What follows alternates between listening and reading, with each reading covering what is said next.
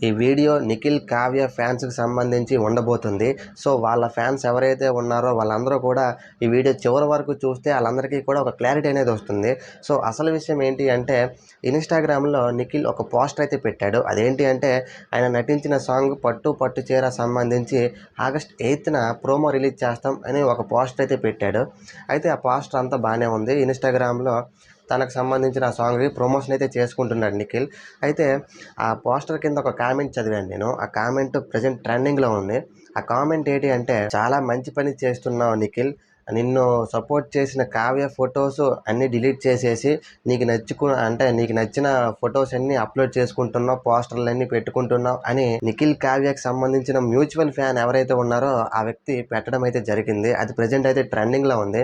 అలా పెట్టడం తప్పు లేదు. కాకపోతే వాళ్ళిద్దరూ ఒక అండర్‌స్టాండింగ్‌తో విడిపోవడం అయితే జరిగింది. అది మనం అర్థం చేసుకోవాలి. అది అర్థం చేసుకోకుండా ఇలా కామెంట్లు పెట్టడం అనేది కరెక్ట్ కాదు. అండ్ ఇంకో విషయం ఏంటి అంటే అన్నీ భగవంతుడు చూస్తున్నాడు అని వాళ్ళు ఆ కామెంట్‌లో మెన్షన్ చేయడం కూడా జరిగింది. అది కరెక్ట్ కాదు.